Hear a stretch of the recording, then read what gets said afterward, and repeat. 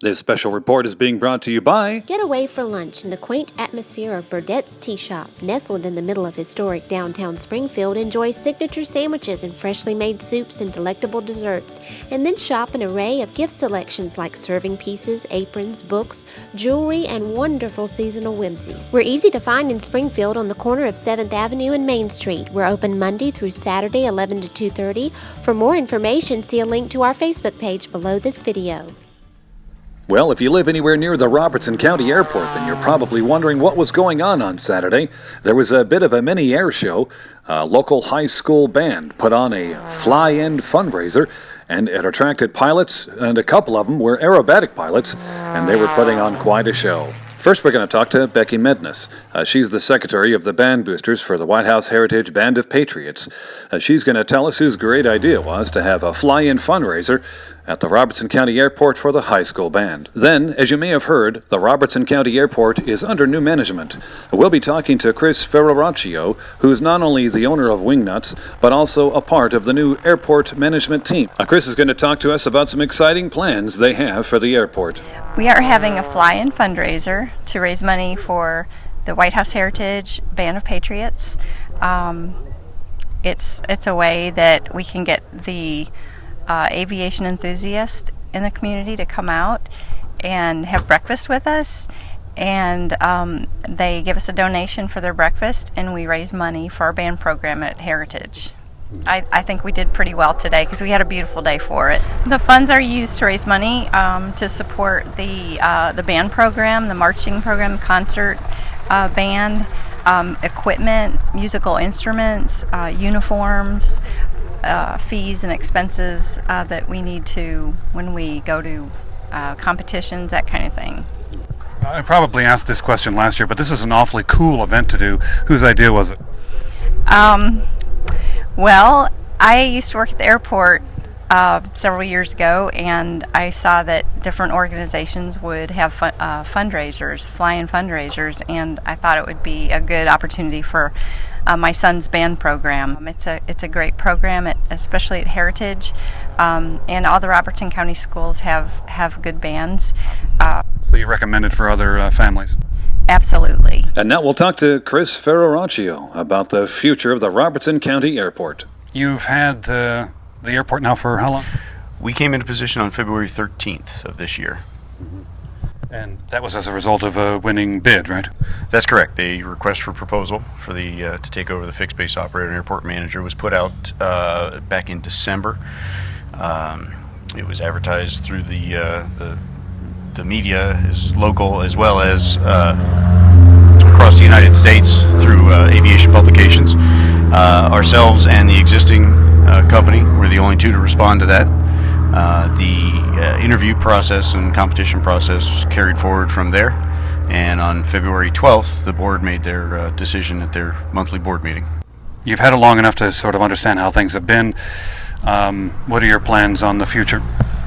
Well, my wife and I have actually been here at the airport with another business for just under a year, and in that time we were observing and watching how things were interacting and transpiring here, and we felt that we could help the potential of this airport and the community by focusing more on customer service and developing a more of a community atmosphere at the airport.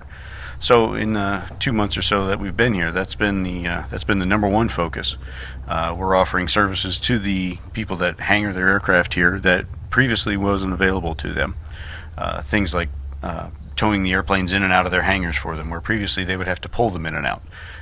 We offer to full service fuel their aircraft for them.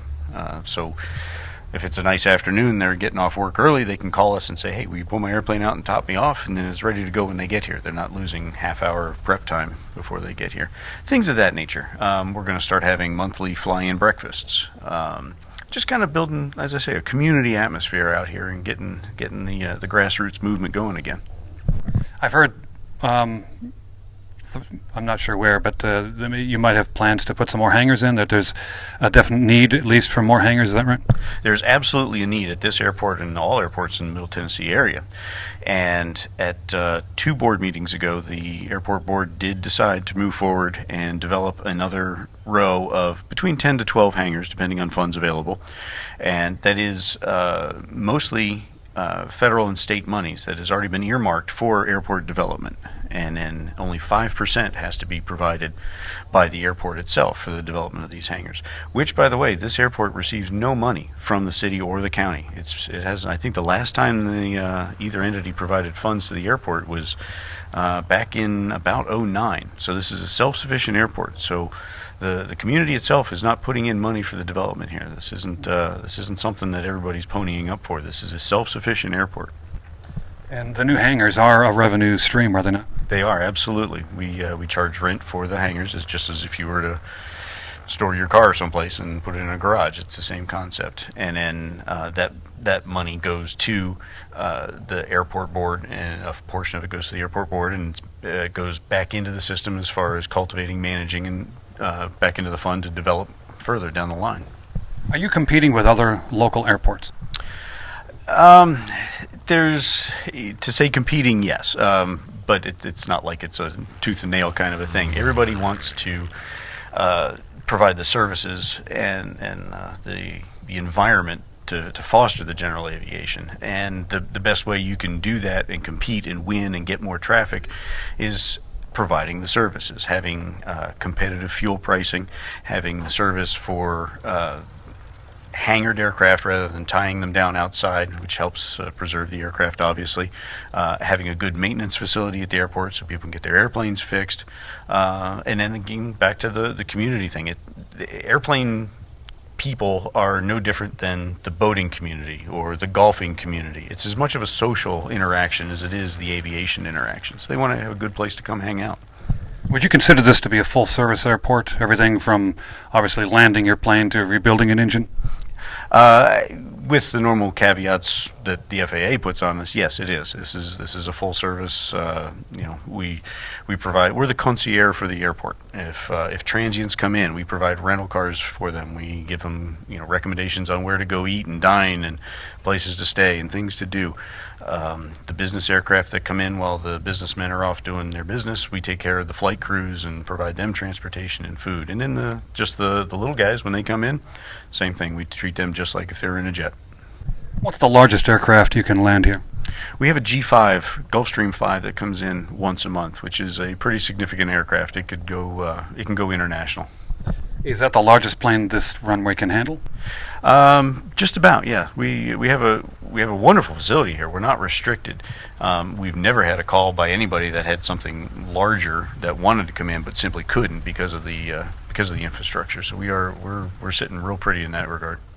Do you offer any kind of flight training or those kinds of services? Those services will be provided here just within the next week or two. We have a flight school coming from Nashville area, Wings of Eagles, who's a very well-established training school.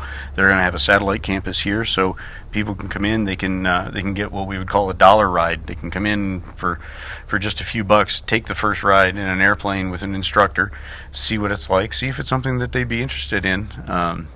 Kids from 10 to 50 always want to go for a ride in an airplane, and get their feet wet and see if it's something for them. So we'll be able to take them all the way from basic private pilot all the way through commercial ratings so that they can go get a job in the industry as a pilot. Wow, that's impressive. Well, there's a very large field of aviation. It's one of those things that you can get into and you're not pigeonholed into being just one area of flight. It's a lot like medicine, as it were. There's so many specialties you can go into. You can be an agricultural spraying pilot, a crop duster. You could be a charter pilot. You could go into the airlines. You can go into the business side of it. It's a wide open, and there's a very big pilot shortage right now. It's a good field to get into, and it's ripe for the picking right now. Well, there you have it, Robertson County. If you'd like more information on anything that Chris talked about, if you're on our main website, then simply scroll down and we'll have some links there for you. This has been Jim Ball reporting for Smoky Barn News in Springfield. like to go ha, ha, ha. Ha, ha, ha. I like to go hee, hee, hee. Hee, hee, hee. We have a lot of fun, my mouth and me. I like to go. I like to go. I like to go. Big City Dining in Springfield. Depot Bar and Grill.